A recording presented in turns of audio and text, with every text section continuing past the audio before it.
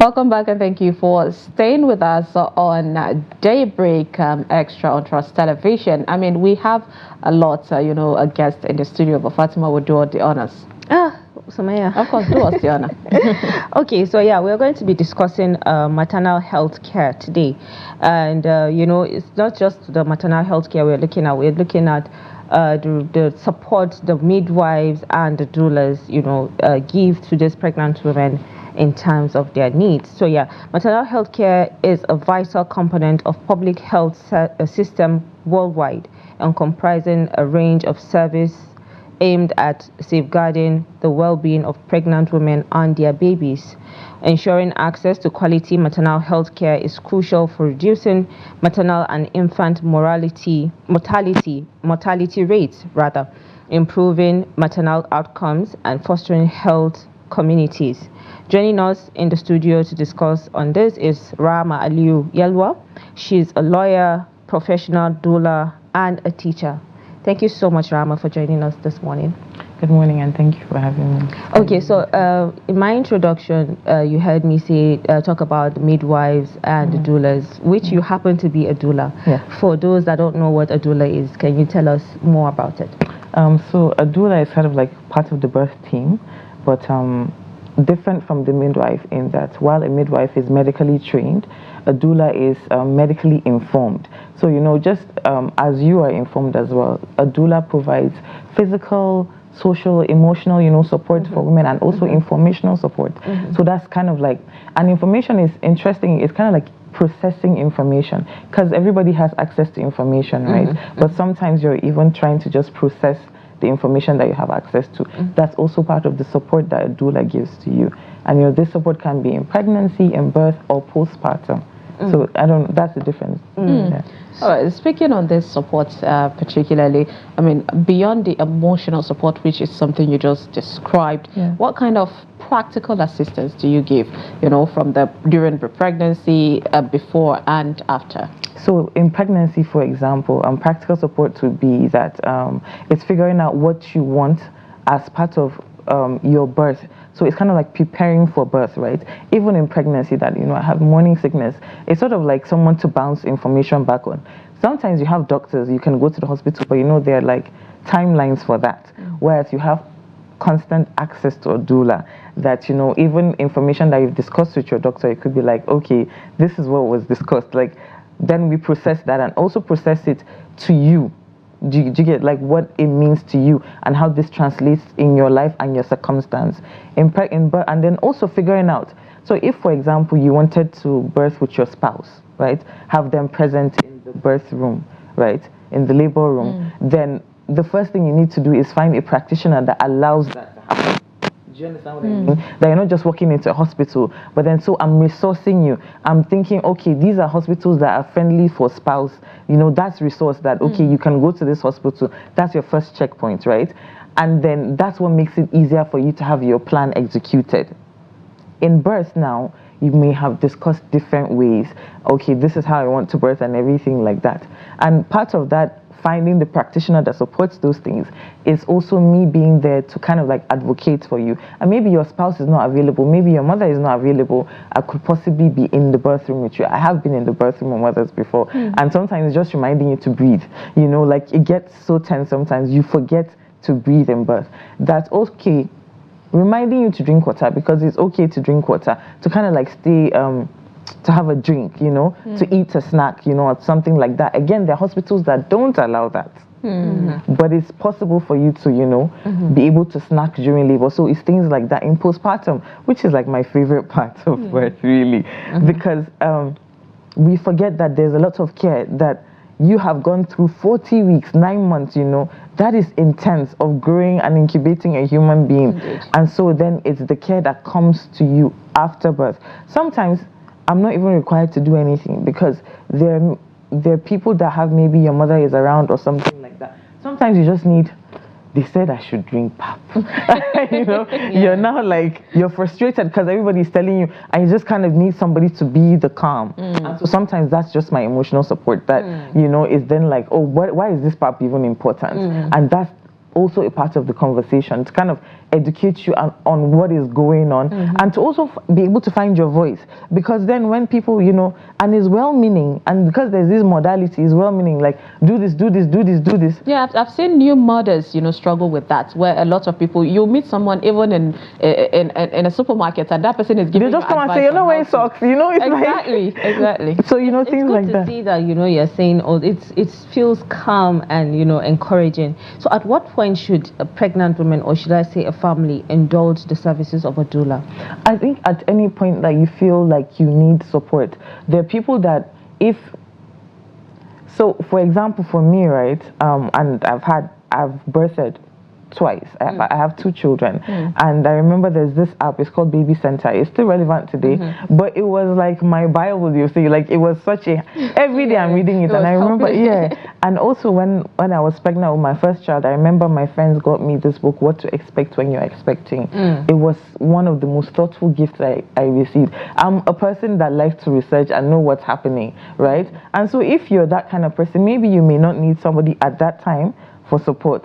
Or maybe you do and you're like, I read Baby Center, they said this, and the doctor said this, right? And everything. I'm not a doctor, but it's sort of like somebody that is in that field. You know, you could call your friend and talk to her, maybe your friend, unless your friend was pregnant with you at the time. And so that's a conversation she's open to having. But imagine you're just sitting now, mind you, and every time your pregnant friend is like, you know, but I'm the person that is in that zone with you. So that's a conversation I'm always open to have. Like, I'm on 4 weeks, the doctor said this, the doctor said it. So I'm processing, but, you know, I feel like this and this. Just somebody to have that conversation with. But are there certain moods that comes with pregnancy that maybe there are times you don't feel like you want to even share or talk to someone? Yeah. Because I feel, you know, that happens with us, with the cycle and all. Yeah, even on your period, like if now we're looking at the cycle, because women actually operate in cycles, and I like that more and more this conversation is coming on, you know, that we're like this luteal phase, you know, and everything, and based on your cycle, there are really times that you're ready to go out there to socialize. It's like our body, if you're thinking our period, is like we're designed to continue the human race, so to speak, right? Because when you're ovulating, you're more social. Ovulation means that your egg is ready to receive, and so you're more social, you're more willing to like put yourself out there to look beautiful, like a peacock, right? That's your design. And so, but when you're incubating, you're really just trying to protect your life. You're like, I already have an egg here, I'm trying to sustain life. So there are times that your body is also adjusting, your hormones are fluctuating all over the place. So you're not really in that social, you're more incubating, you know, you're protecting, there's a life in you. And so you're being careful. You're being careful. You know, our people, the household community would say, when a woman is pregnant, they'll say, look at you, like for the men, they need to be extra patient. So this conversation, of course, and I am really happy that we're having it, the men are listening to understand. You would agree with me that Nigerians don't even, most of them are not even aware there's a word called doula, you know, that there is a job that does this, because we all rush to Google for every information, and definitely Google will confuse you. Google would create a death scenario for you, and you think you're dying already because you don't have someone to really explain it to you. So can you people be called like counselors or guardians? I guess that's one of the things that we do. Right, that's one of the things that we do, and I always say, like, when they say, "Oh, you're a doula," that's such a strange word. I think doula is sort of like new word that we've claimed for the work that we do, but I always say that doulas have always existed within our communities, right? Yeah. Support people, they call them ngozuma in Hausa, you know, and things like that. And your mother is your doula, your auntie is your doula. That person that when you give birth comes and takes care of you in this way. It's just that now there's consciousness to it, right? That consciousness, I think what I would say is different between, let's say, maybe your mother that is douling or maybe your auntie or just somebody from your village, is that there's consciousness, this is the work that I've chosen to do, right? And then with there are modalities that come with the work, there's rules of engagement. You know, like a doctor, you say like tableside manner and all of those things. There's also, I think, significant difference is the respect that comes with it. That I'm also going to respect your choices. For example, that, you know, we champion and we say breast is best, and it is true, right?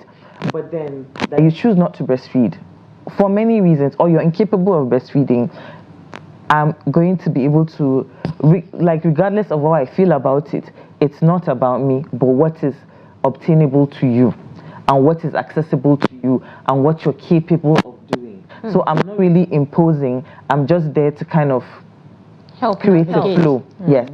So yeah, I like the fact that you talked about breastfeeding, because I've been in a field where I've seen certain people. Remember when we had the conversation that I've seen men being resistant to their wives breastfeeding that first breast milk that comes, the colostrum, which they feel is poisonous traditionally for some of them. And you told me that you know, being a doula, you want to keep up with this tradition of nurturing a baby from the mother till birth and then after birth. And also, how do you support them to make them understand that the colostrum is very important, which I don't know if the midwives tend to do that, because they just put you through how to cater for the baby, what you need to do and all. So how do you communicate with the parents, in this modern era, to understand that the colostrum is actually very important? So even when I said I work with tradition, right, and a lot of times it's now infusing the science in tradition, and there's science, there's data, there's information that backs up the fact that colostrum is viable milk. Like it's a shot, it's like a vaccine, it's like a booster shot for a baby. And if you think about when the journey that a baby takes, from even for labor, even not even, let's say, from start of inception, right, but from labor and that journey that it takes, you're tired, even the mother is drained. So colostrum is that like booster that you get immediately, and it's also, it gives antibiotics. There's so much value in colostrum. I think it's really comes down to education. That's what it is, that people don't know, and it's okay not to know. All right, I think I will just interrupt you a bit. Let's just go on a quick break. When we come back, of course, I would continue the show. Stay with us.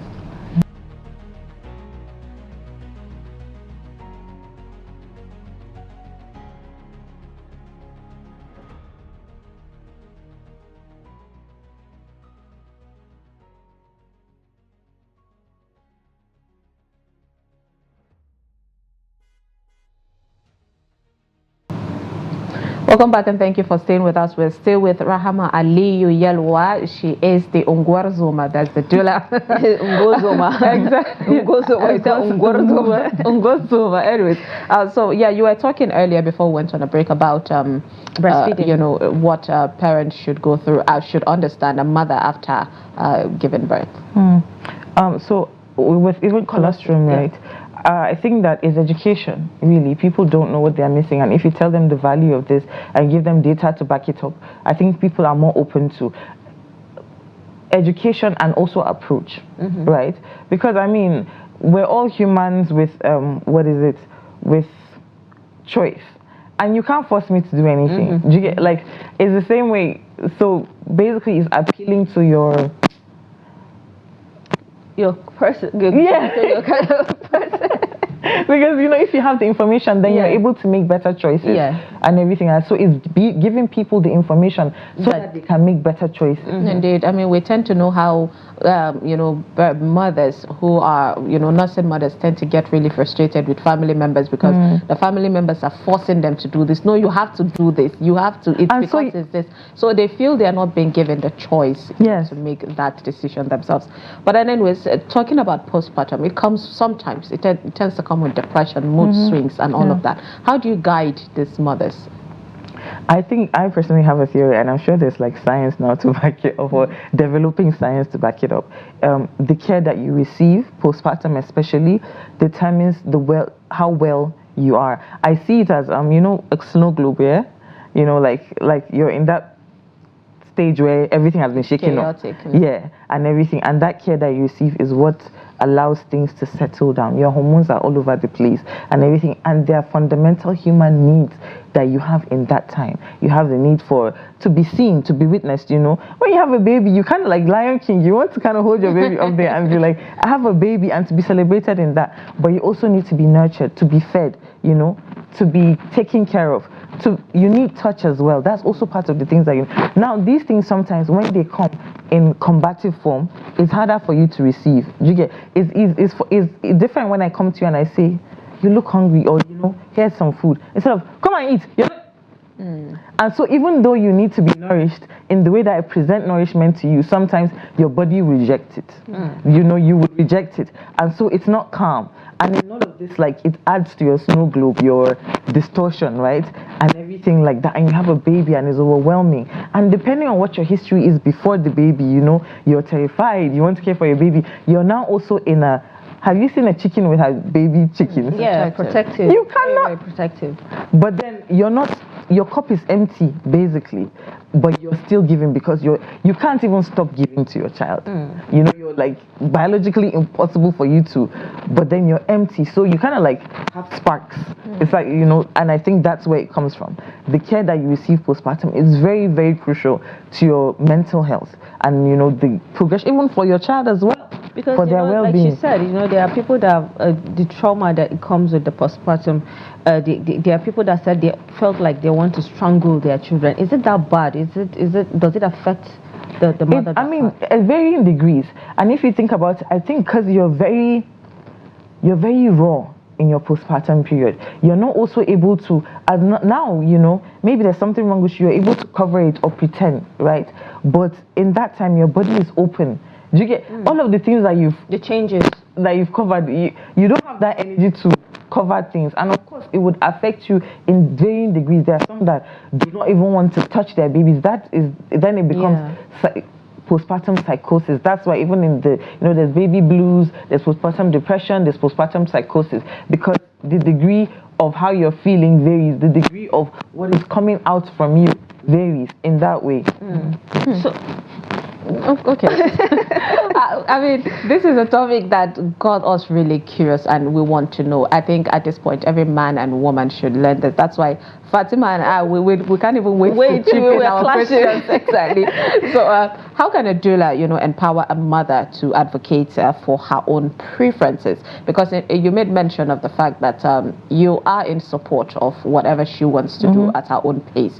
But in situations whereby she did not get, you know, that privileged or opportunity to have a doula with her to guide her through it, how, you know, should, for the mothers watching this on TV, of course, how can they navigate coming out to express themselves? Because without communication, it's what lands to that depression and all of that. Your partner. So your partner then could be your husband, the person that you're having the baby with, or the person that is, or your mother, or, you know, your sister or your auntie, the person.